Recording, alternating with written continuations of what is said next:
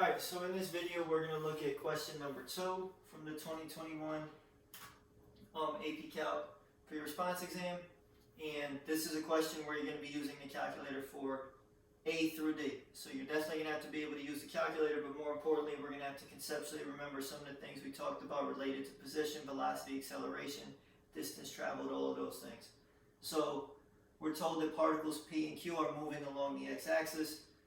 We are given the velocity of particle P is given by this equation. We are also given its position at time t equals 0 is 5.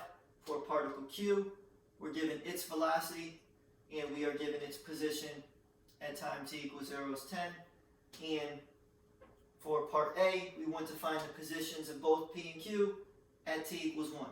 So we're given information about the velocity. We want to find the position, so we should be thinking that we should be doing an antiderivative here, so we should be setting up an integral. And when we choose to set up our integral, we need to pick our limits of integration. And we go to pick the limits of integration. One of the limits of integration should deal with the initial information that we're given, and the other limit of integration should deal with the information we are trying to solve for. So let's start with P first. So one thing that we should understand is, like I was saying, limits of integration. We're given information about P at time t equals 0. We want to figure out information about P at time t equals 1. Those are the limits of integration. If we integrate the velocity using our FTC part 2, this is the antiderivative evaluated at the upper limit minus the antiderivative evaluated at the lower limit. The antiderivative of the velocity is the position.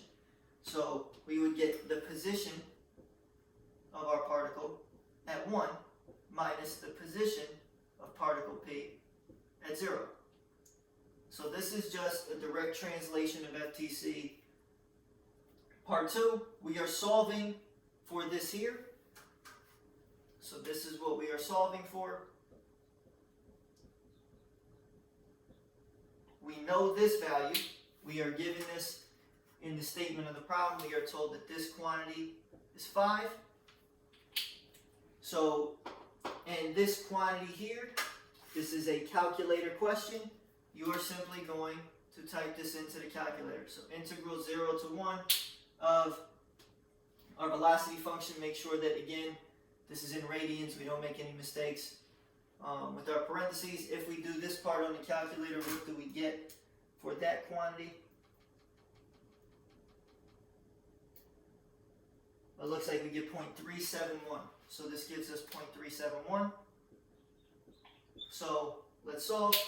All we need to do is add this to the other side of the equation. So we are going to get the x p of 1, which means the position of particle P at time t equals 1, is equal to what we got for the integral, 0.371, plus, because again this is plus since this is being added over to the other side of the equation, 5. So in other words, this is 5.371. And we'll put approximately because we did technically round. Alright, so we get 5.371. To figure out the position for Q, it's the same thing. You're going to set up an integral. So same limits of integration because we're still given information about Q at time t equals 0, and we want to figure out information about Q at time t equals 1. So this is VQ of t dt. This is equal to the antiderivative of the velocity, which is the position of Q at 1 minus the position of Q at 0. So again, we go to our calculator. So I'm not going to bother color coding this one. We get this as 10. That's information that we're given. If we calculate this integral, we get that this is negative 1.436. So with that being said, what we get by simply rearranging this is we get x q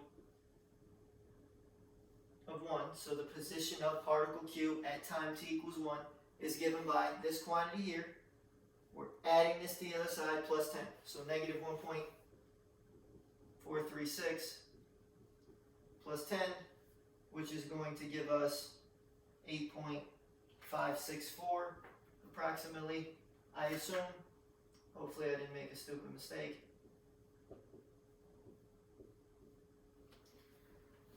Alright, so this is what we get for our position for Q. This is our position for particle P. That's part A. Part B, this is an interesting question. So it says, are particles P and, it'd be nice if I could spell, Q moving toward or away from each other at time t equals 1? Well, in order to figure this out, we first need to look at where they currently are at t equals 1. So I'm just going to make a number line because this problem really is about particles moving along the x-axis. So if we imagine at time t equals 1, we know that P is at 5 units. So I'm going to put, not 5, but 5.37. So we'll put 5, and we'll put a 10 over here, and we'll put a 0 over here. And we know that P is at 5.37, so P is just about here. And we know Q is at 8.5, so a little bit closer to this direction. Again, I don't really care about how close it is to 10, but we understand this is where they are on the x-axis at time t equals 1. So maybe I'll do these in another color so this stands out a little bit. Alright, there we go. So there are our particles. Now we wonder, are they moving toward or away from each other? So what we need to figure out is P moving to the right or to the left, and is Q moving to the right or to the left? Well, to figure out which way a particle is moving in terms of its motion along the x-axis, that's given by its velocity. When the velocity is positive, it's moving to the right. When the velocity is negative, it's moving to the left. So what we need to figure out is we need to figure out what is Vp of 1, and we need to figure out what is Vq of 1. In other words, what is the velocity of particle P at time t equals 1? What is the velocity of particle Q at time t equals 1? And again, we don't care so much about the numbers. What we care about is the sign. Because again, if the velocity is positive, moving to the right, velocity negative, moving to the left. So we're going to go on our calculator. We are just simply inputting a value of 1 into this function up here. We're inputting a value of 1 into this function here. This one, I believe, comes out exactly as negative 1. Let's see what the other one comes out as. I think you get 8.841 for this one. The important thing is this is positive. What that means is the particle P is moving to the right. So this particle, here's P, so I'm going to label it right here, is moving this way. So here's our Q. Its velocity is negative. That means it's moving left. So Q is moving this way. So the question is, are they moving toward or away from each other? I think it's quite clear now that they are moving toward each other.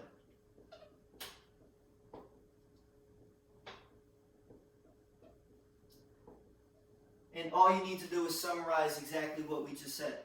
Since Q at time t equals 1 is to the right of particle P, and since particle P is moving to the right, particle Q is moving to the left, then therefore they are moving toward each other. Alright, part C. So part C asks us, what is the acceleration of particle Q at time t equals 1? So let's deal with that first before we get to the second part of the question.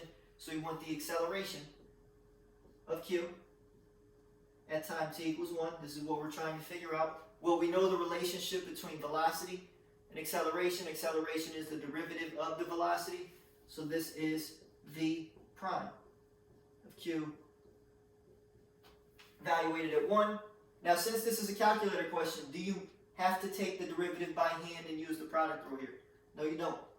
You're just going to simply type in the function, and we should be able to do this on a calculator because there's a button on the calculator that allows you to do derivatives. and it will evaluate them at a particular point. I do not recommend trying to do out the product rule here, although you should be able to do it, but that's going to take way too much time. You're just simply going to type in the function, and the calculator will take the derivative and evaluate it at the point t equals 1, and what we get when we type that onto the calculator is, I believe, 1.027. So that is what we get for the acceleration. Again, this is just simply a calculator question, and understanding again that the velocity and acceleration have the relationship that the acceleration is its derivative. Alright, next part is the speed increasing or decreasing? So are we speeding up or slowing down? This is something that we mentioned multiple times in class. In order for the speed to be increasing, the velocity and the acceleration have to have the same time at that point. Well, we know the acceleration is positive. Well, what about the velocity? The velocity of q, well, we just figured it out in the previous example, is -1, which is less than 0. So since the acceleration and velocity have opposite signs, the speed is decreasing, or in other words, it's slowing down. So speed decreasing. I'm not going to bother writing out a sentence because I just verbally explained it. Again, we know the speed is decreasing because the velocity and acceleration have opposite signs. Acceleration is positive, velocity is negative, therefore it's slowing down. That's part C. And part D, we are asked to calculate the distance traveled by particle P on this interval. And this is actually the easiest question of the three because this is just a matter of typing this into the calculator. We should hopefully remember that the distance traveled is the area under the speed curve. So the speed is the absolute value of the velocity. So this is integral 0 to pi. Again, absolute value of the velocity. This is particle P, not Q. Don't make the mistake of doing the wrong particle here. This is for P. So this should be absolute value. Sine t to the 1.5 dt. The absolute value should not be outside of the integral. So this is our velocity here, and we want the absolute value of the velocity because that tells us our speed, and we know that the area under the speed curve is distance traveled. This is a calculator question, so you're just going to go directly to the calculator and make sure you give your answer to 3 decimal places. I believe you get 1.931. Alright, so that is question number 2. A lot of stuff done on the calculator, but again, I don't think any of it was too difficult.